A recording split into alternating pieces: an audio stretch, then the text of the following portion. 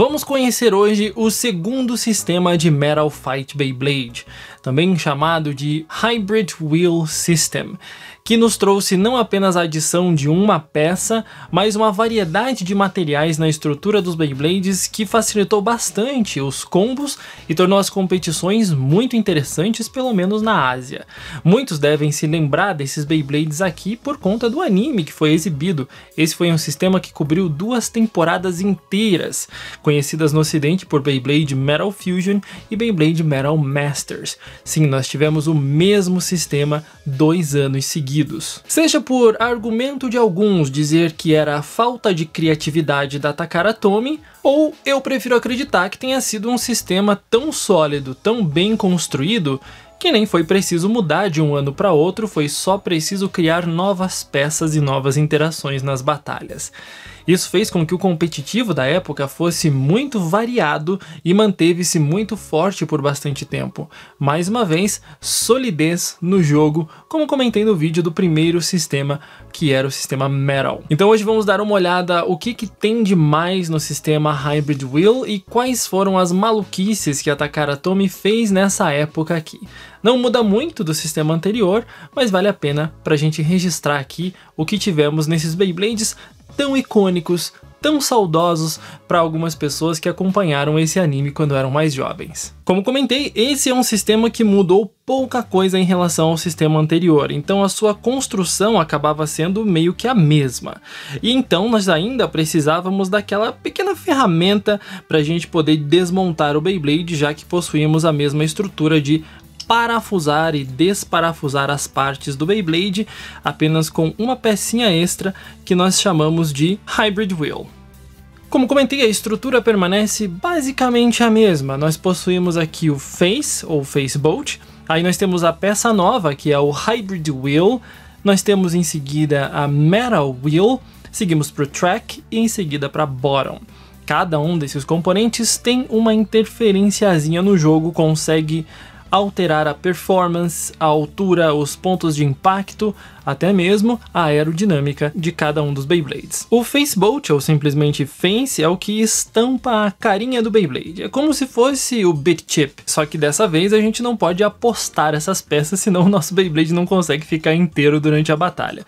Mesmo assim, ele é uma espécie de parafuso de plástico para que você consiga manter o Beyblade inteiro montado, e a premissa de Metal Fight Beyblade era ter realmente essa ideia de parafusar os Beyblades, e era bem charmosinho, embora fosse bastante trabalhoso para ficar reconfigurando as peças e fazer vários combos. A peça nova, chamada de Hybrid Wheel, ela era, além de intercambiável com as demais peças que nós temos durante o jogo todo e durante todo esse sistema por 2 anos, ela é responsável pelos encaixes do lançador.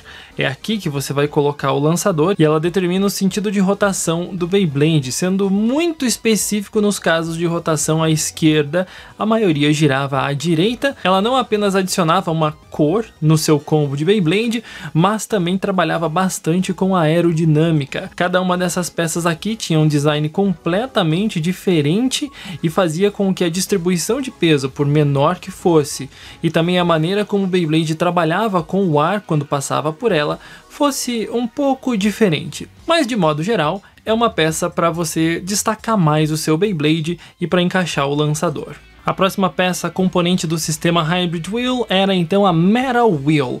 Diferente da versão anterior, que nós tínhamos as peças inteiras feitas em metal para que fosse o equivalente ao Attack Ring que nós vimos em Bakuten Shoot Beyblade, os pontos de contato de metal que nós tínhamos em Metal Fight eram nessas peças aqui, e cada uma delas tinha um modelo diferente, um molde que poderia causar mais ataque, que poderia ser muito mais pesado para o lado externo e bastante circular para aguentar os golpes, sendo muito mais defensiva, ou uma peça um pouco mais equilibrada, muito voltada para resistência e para que seu Beyblade, com o peso todo distribuído para fora, fosse bastante eficiente para aguentar mais tempo girando. Ainda possuíamos algumas especializadas em contra-ataque feitas para aguentar os golpes e devolver para que empurrasse o oponente para fora da arena com bastante eficiência. Cada uma das Metal Wheels tinha um comportamento diferente, uma distribuição de peso diferente e fazia com que a interação durante a batalha fosse muito interessante. Afinal de contas, a gente tem aqui os pontos de contato, um dos principais elementos para uma batalha Beyblade. Eram peças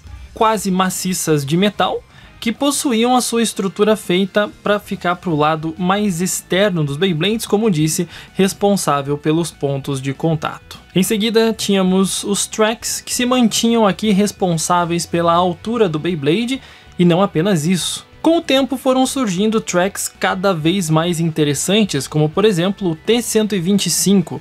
Esse daqui funciona quase como um pequeno tornado, para que ele tenha uma aerodinâmica interessante ao girar e cortar o ar e mantenha a estabilidade do Beyblade. Alguns outros adicionavam um peso extra para que o Beyblade tivesse uma configuração diferente e uma interação diferente com a arena também. Já outros eram especializados em cortar o ar para fazer com que o Beyblade fosse mais aderente ao chão da arena, para que ele mantivesse a sua estabilidade de giro tanto para defesa quanto para resistência. Então percebemos que os tracks não apenas determinavam a altura, mas a própria aerodinâmica dos Beyblades, que é peça fundamental para que durante o giro eles tenham um desempenho adequado e consigam atingir as performances desejadas de acordo com o combo que você quer fazer. E por fim, as pontas de desempenho, essas pecinhas minúsculas que continuavam com os mesmos encaixes e também com as mesmas falhas de serem quebradas com certa facilidade, mas elas são responsáveis pelo padrão de movimento dos Beyblades na arena. Nós tínhamos pontas de desempenho de borracha extremamente agressivas que faziam com que o Beyblade voasse pela arena e sacrificasse muita resistência para isso, exigindo do jogador muito mais técnica de lançamento para que conseguisse vencer a batalha o mais rápido possível. Outras eram muito largas e possuíam um desempenho incrível para resistência e também para defesa, para aguentar muito tempo girando e para ter um padrão de movimento interessante o suficiente para causar um possível contra-ataque. É claro que não fica só nisso, nós também tínhamos aqui algumas pontas com algumas mecânicas bem curiosas, como é o caso dessa daqui, que tem a pontinha de giro livre e ela se mantém girando por muito tempo, mesmo numa inclinação bizarra. Era uma ponta interessante, ainda que não seja uma das melhores, mas eu gosto de pequenas mecânicas em momentos específicos aqui, dependendo do combo.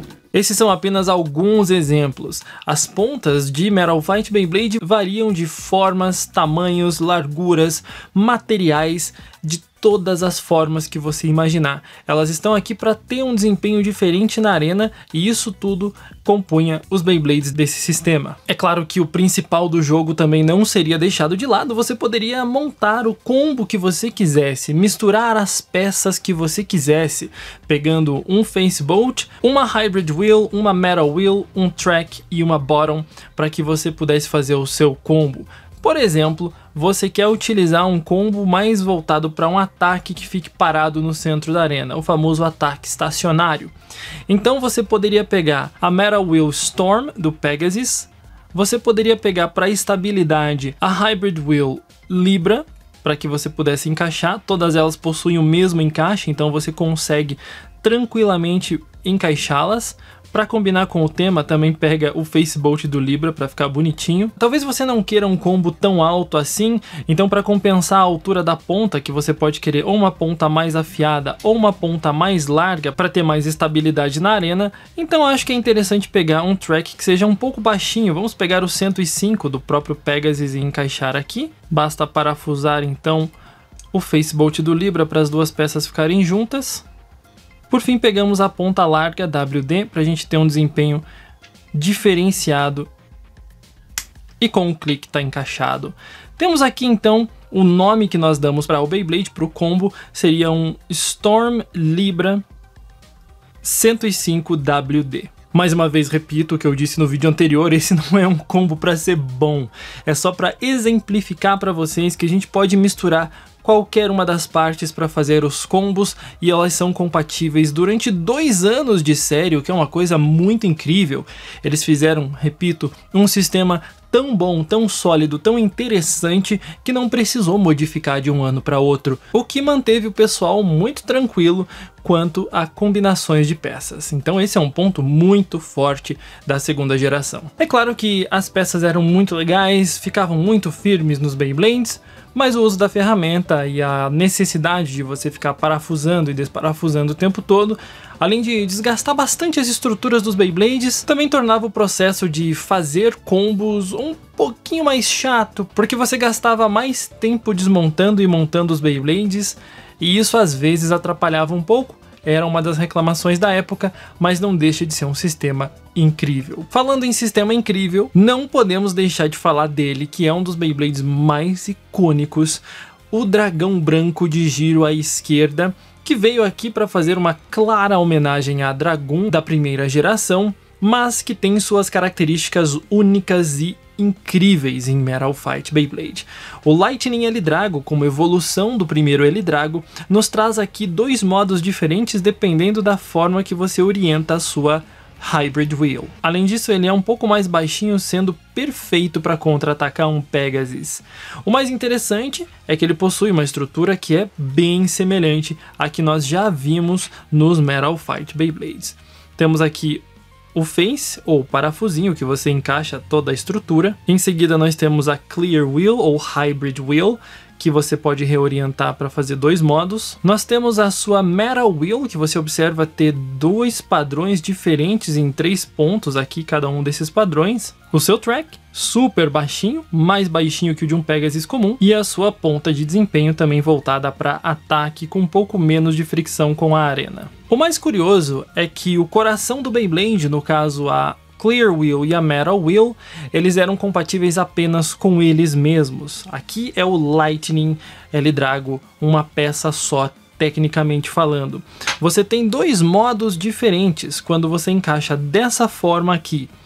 E você tem as cabeças dos dragões da parte plástica cobrindo essa parte em amarelo. E essa parte aqui que parece uma garra exposta, você está trabalhando com o modo Upper do L-Drago, ou seja, ele vai atacar com mais força e vai dar Upper Attacks nos oponentes para desestabilizar eles. Considerando que as cabeças de dragão são plásticas e elas ficam cobrindo os pontos de contato que estão com os adesivos amarelos, os que vão bater com mais evidência nos oponentes são as que estão expostas. Quando você tira essa Clear Wheel e gira ela 180 graus para encaixar no outro modo, você percebe que as cabeças de dragão agora estão cobrindo aquele Upper e deixaram expostas essas partes aqui, chamadas de Barrage Mode, ou ataques em sequência. Ele vai dar vários pequenos ataques em sequência para tentar minar a resistência do oponente, fazer com que ele tenha cada vez menos resistência, o que é super interessante. Além disso, você também tem aqui modos que as cabeças de dragão podem equalizar a rotação, considerando que é um plástico um pouco mais macio, que está sempre muito exposto, então foi preciso utilizar um plástico que conseguisse absorver melhor o impacto, e isso ajudava muito o Lightning L-Drago a equalizar um pouco e vencer algumas vezes de uma forma bem bizarra na resistência, o que era um ponto bastante forte do L-Drago nessa versão Lightning. Mas foi a sua versão Meteor L-Drago que trouxe uma inovação incrível para o jogo, e pela primeira vez, acredito, temos pontos de contato com borracha. Essas partes em vermelho que você vê aqui são borracha, além, é claro, de ele oferecer os dois modos que nós já tínhamos tecnicamente no Lightning. Aqui nós também temos dois modos que basta girar a Clear Wheel dele 180 graus. Mas o principal era esses pontos de borracha aqui, e esses pontos eram responsáveis não só por dar ataques fortes, porque a borracha tem muito mais fricção com o oponente, mas caso fosse lançado fraco, ele absorveria a rotação. Ele, na verdade, iria equalizar para que conseguisse manter a sua rotação enquanto o oponente também atacasse ele. O mais legal é que a sua ponta de desempenho estrelada fazia com que ele fosse muito agressivo, uma vez que ele conseguisse absorver um pouquinho de rotação o suficiente para ir para a borda da arena para causar um contra-ataque. Era um Beyblade espetacular. É claro que não só de L Drago vive essa série, nós temos muitas outras peças interessantes, como por exemplo o primeiro Beyblade de dupla rotação de Metal Fight Beyblade da segunda geração. O Gravity Perseus era muito diferente porque a sua Clear Wheel e a sua Metal Wheel possuíam aberturas para você encaixar ele em lançadores tanto de giro à esquerda quanto de giro à direita, sem precisar desmontar, alterar modos, nem nada assim, ele simplesmente encaixava em qualquer lançador. Isso foi uma inovação muito grande porque ele também tinha o esquema do L Drago de você virar a sua Clear Wheel para que ele tivesse dois modos diferentes, não apenas os dois modos diferentes, mas também as duas rotações diferentes. Isso fez com que esse Beyblade fosse extremamente popular e até hoje suas peças são utilizadas no competitivo de Metal Fight limitado porque são excelentes para contra-ataques e tudo mais que você possa imaginar. Foi o primeiro Beyblade de dupla rotação dessa geração, diferente da primeira geração, onde todos os Beyblades a partir da Dragoon S lançada giravam para as duas rotações, bastava você alterar o Spin Gear.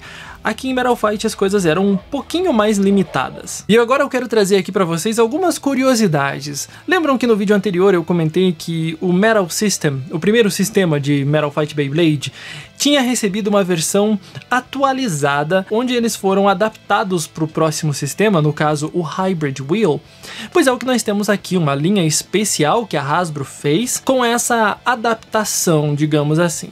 Então o Pegasus que nós tínhamos da Takara Tomy transformou-se no Cyber Pegasus da Hasbro, com as mesmas peças, com os mesmos pontos de contato, mas apenas adaptado. Ele possui então uma Clear Wheel bem diferente aqui para o sistema novo. Isso, claro, também aconteceu para todos esses lançamentos, como o Leone, o Bull, o Sagitário, o Libra e todos os demais que você vê aqui. É claro que isso também é interessante porque assim nós podemos fazer combos com todas as peças que estão disponíveis, já que são compatíveis entre as marcas. E isso foi um detalhe bem legal que a Hasbro fez para trazer o sistema base para o ocidente sem que fosse o sistema base.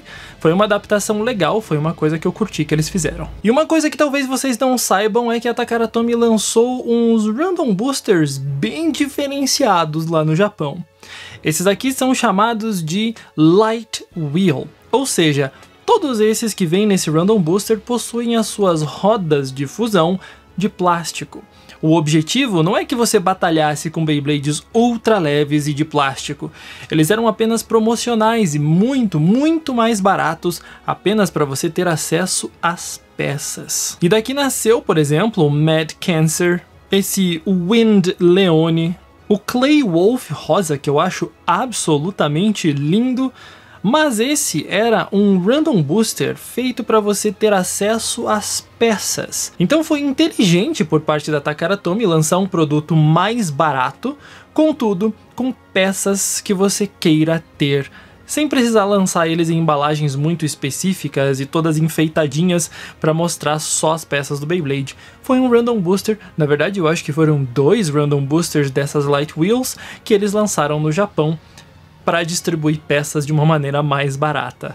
Para o final do segundo ano do sistema Hybrid Wheel, depois de tantas peças, mecânicas, materiais diferentes lançados, a Takara Tomy teve a ideia de lançar uma pequena série especial dentro do sistema Hybrid Wheel, chamado Série Maximum. A Série Maximum comportaria Beyblades que fossem o máximo dentro de cada um dos tipos de Beyblade, sendo essas as possíveis melhores peças para que você pudesse ter o melhor do ataque, o melhor da defesa, o melhor da resistência e o melhor do equilíbrio.